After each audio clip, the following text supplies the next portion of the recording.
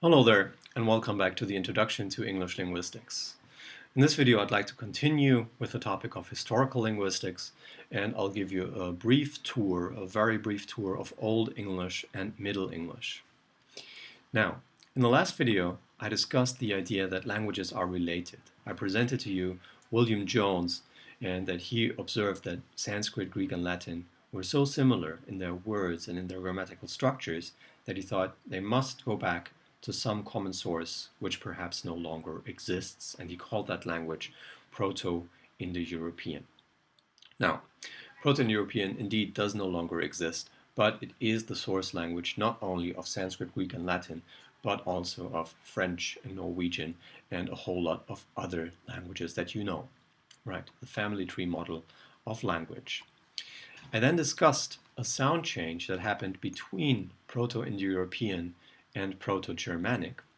That's called the First Germanic Sound Shift, or Grimm's Law, a change that affected Proto-Indo-European stop consonants, and that allows us to distinguish the Germanic languages from all the other Indo-European languages.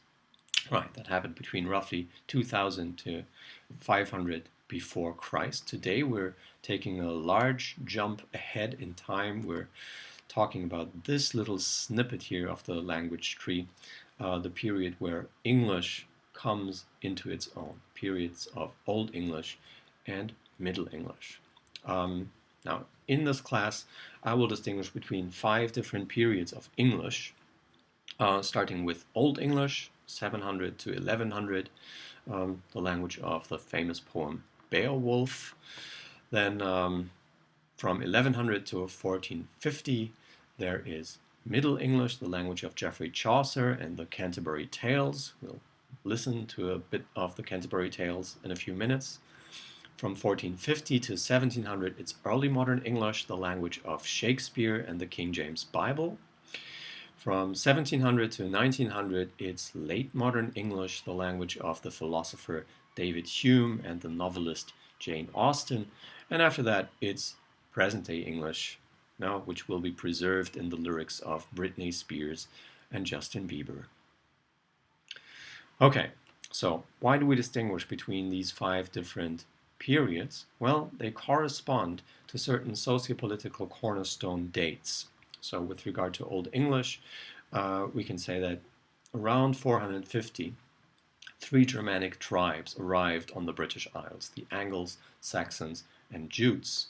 And even though they didn't start speaking Old English right away, that marks the beginning, that lays the foundation of English. For Middle English, the most important date for you to remember is 1066, the Norman conquest, William the Conqueror, and the Battle of Hastings, causing massive social and linguistic upheaval and thereby marking the beginning of the Middle English period.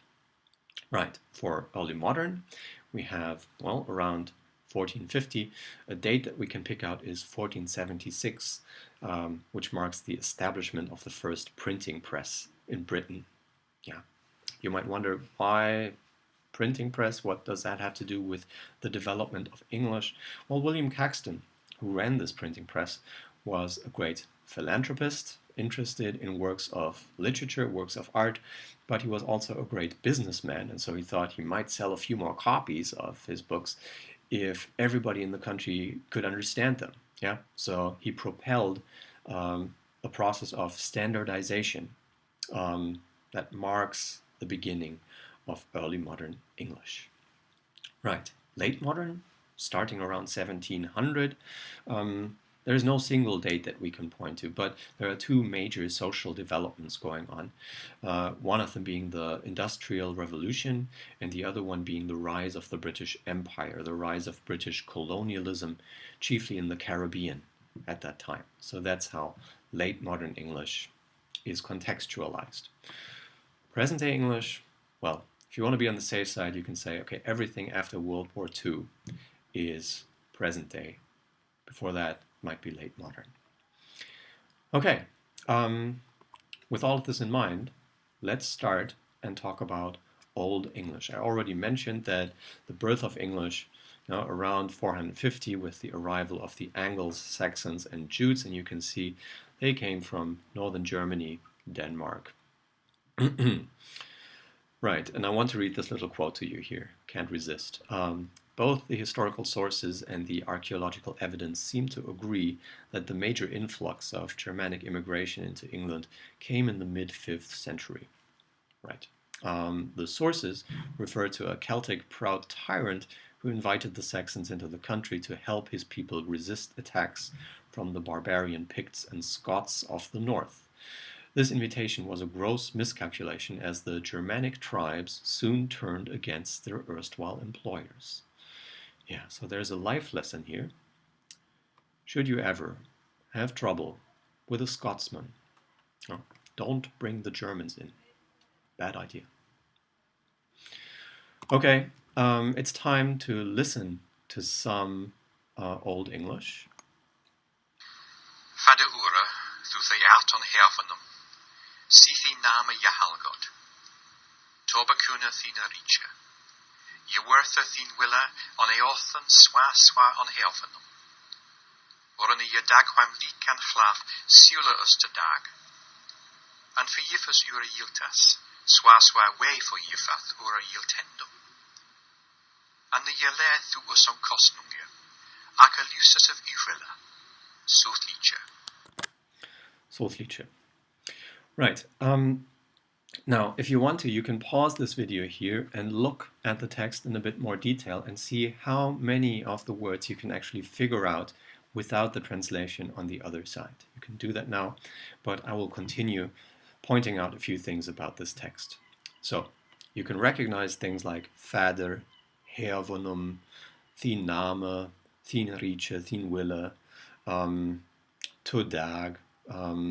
Yeah, but then again, there are many words that you can't really figure out, and also the structures of the language seem, well, a bit foreign when we look at it from the perspective of present-day English.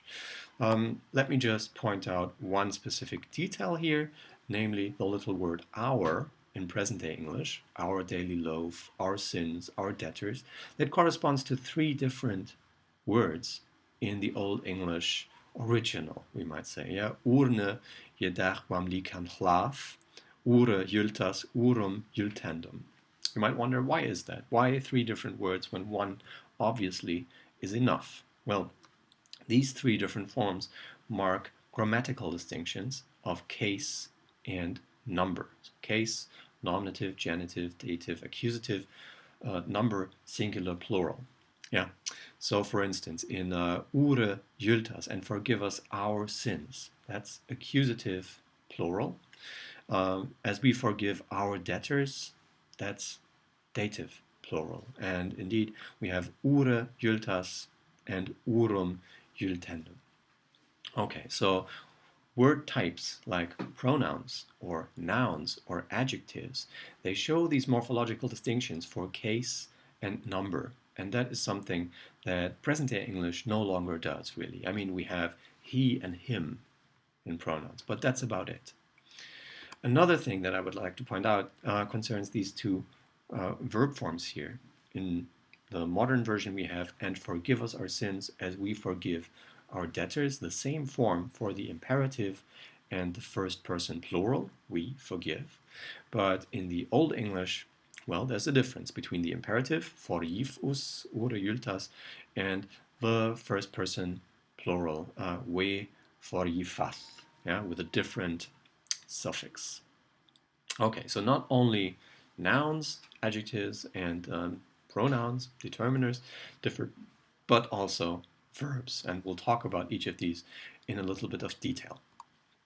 Now, perhaps the most important thing you need to remember about Old English is that it has a rich inflectional morphology. With regard to nouns, for instance, I mentioned case and number, but Old English nouns also inflect for 3 grammatical genders. Yeah, if you know a bit of German, you know the German multi-sexual silverware, die Gabel, der Löffel, das Messer. Pain in the neck to learn for other people, and Old English had it and very reasonably got rid of it eventually. Right. But not only that, there are also different declension classes. So a noun, if it is in one class, might take certain grammatical gender markers. If it's in another class, those differ again a little bit. So lots and lots of things to learn for the second language learner. Moving on, there is agreement in Old English. Demonstratives and adjectives agree in case, number, and gender with the noun they modify. Now, as a speaker of French, you might be very comfortable with the idea that an adjective agrees in gender, for instance, and in number with the head noun. Yeah, nothing extraordinary there. But something that might actually surprise you is that, okay, it's also going on in demonstratives. So here we have se, stan, yeah, that stone, and stone is a masculine noun. And then we have seo yifu, the gift, with a feminine noun. Yeah, and also there are distinctions that concern the number singular and plural. So this is really complexity that goes through the entire system. Corresponding to what I mentioned with regard to the word our, there are different case and number endings depending on the qualities of the head noun. Right, so I've talked about adjectives and nouns and demonstratives. Let me talk a bit about verbs. In Old English, one thing that you have to recognize is the distinction between regular verbs and irregular verbs, also called weak verbs and strong verbs. Regular verbs, weak verbs, are things like walk, walked, walked in present-day English. Strong verbs are things like sing, sang, sung. Okay, so weak verbs form their past tense forms and their past participles with a so-called dental suffix, d or t, as exemplified here with the verb fremman, to perform, to do.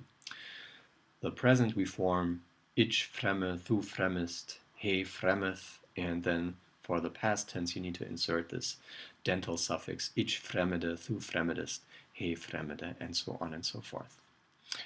Right, that's the simple case. Now let's move on to the more complex case, strong verbs, which form the past tense through ablaut. Now the present tense of these strong verbs works just the same as weak verbs, but in the past tense, well, there are different things going on. Namely, past tense and past participle forms change the stem vowel. This is called ablaut.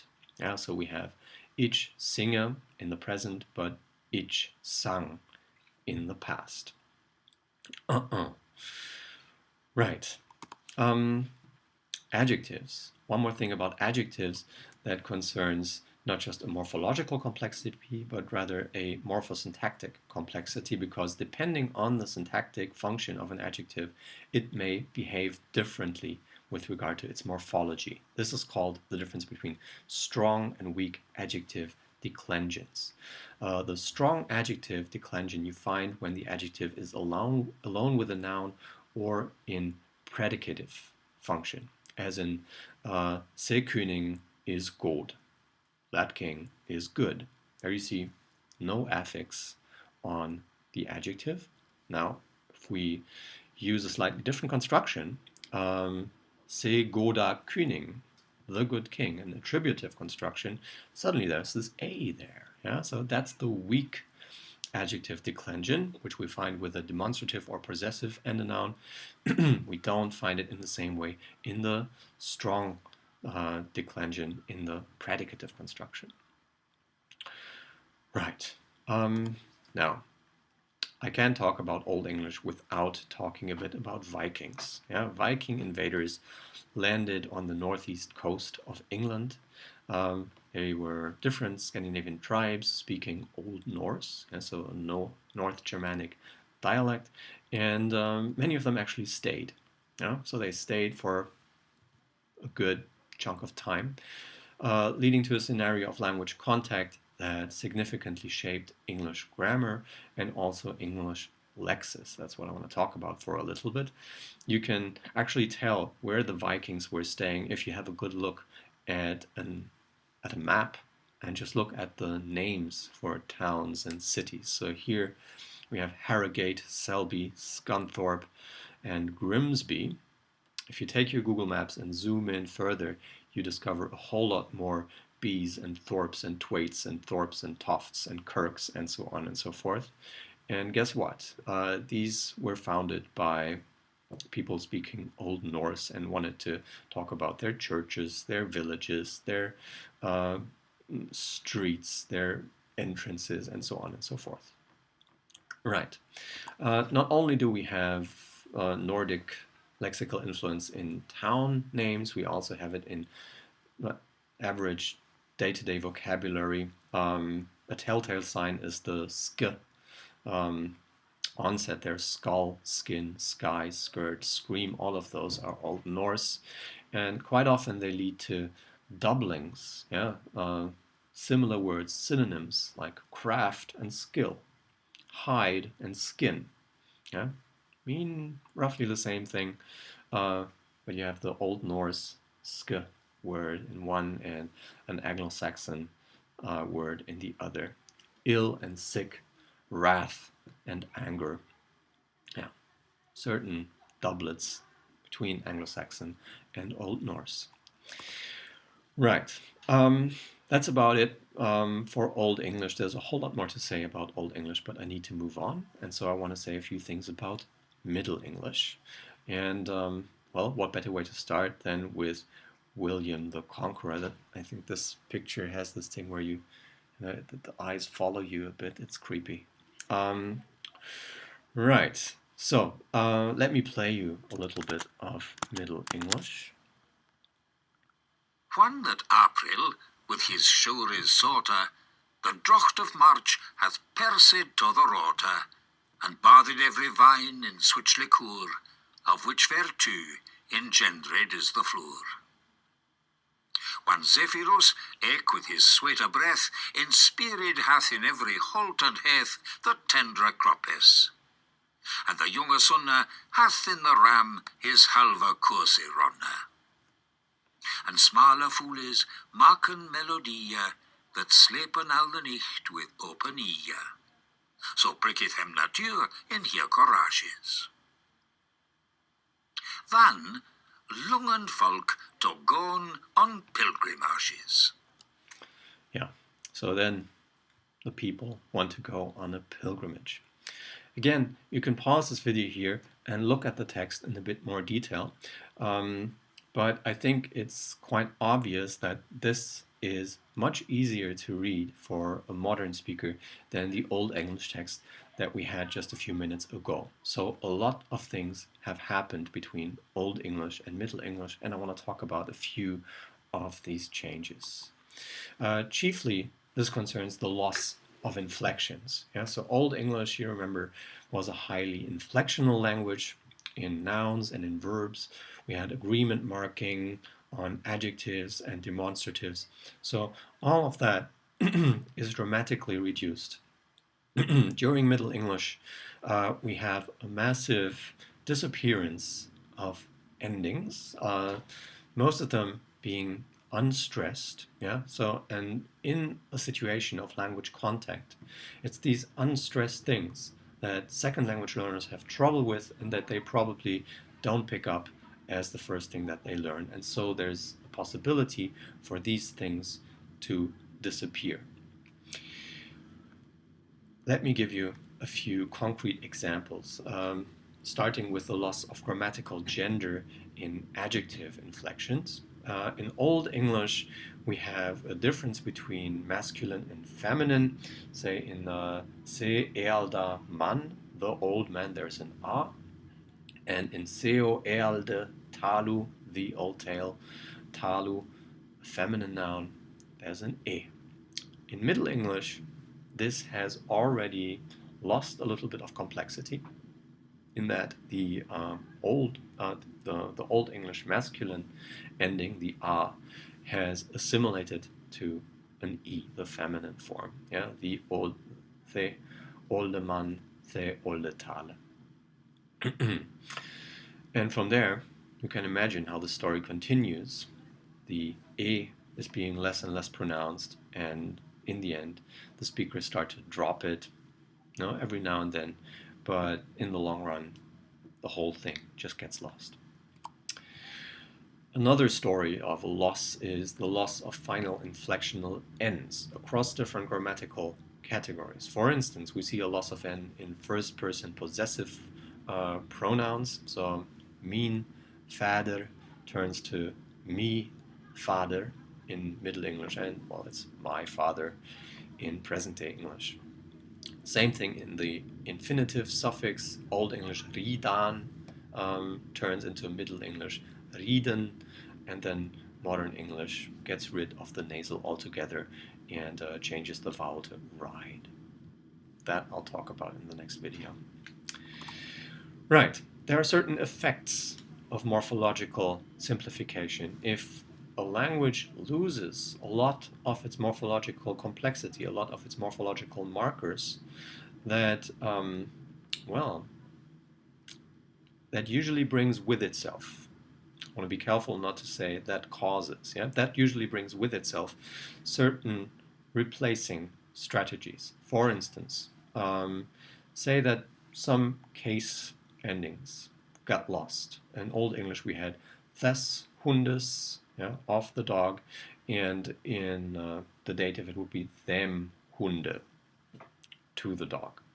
Now in present-day English there's just dog without any case endings, and if we want to distinguish whether something was of the dog or to the dog, we have to use a preposition to make that same distinction. We still have the same ideas like the people back in the Anglo-Saxon days, but we express them in a way that is different, not with inflectional endings, but rather with independent elements. Second, with the loss of morphological categories comes a change in the marking of grammatical relations. Grammatical relations, in a nutshell, that means who did what to whom, subject and object, that kind of thing. And you can imagine, if you have a language that marks subject and object by means of case endings, then you are relatively flexible in the positioning of these expressions, because the morphological ending will show whether something is the subject or the object. So people in Anglo-Saxon times were free to say, Se König meteth thone Bishop, the king meets the bishop, or thone Bishop meteth se König. I can switch the bishop and the king around, but it's still clear which one is the subject and which one is the object.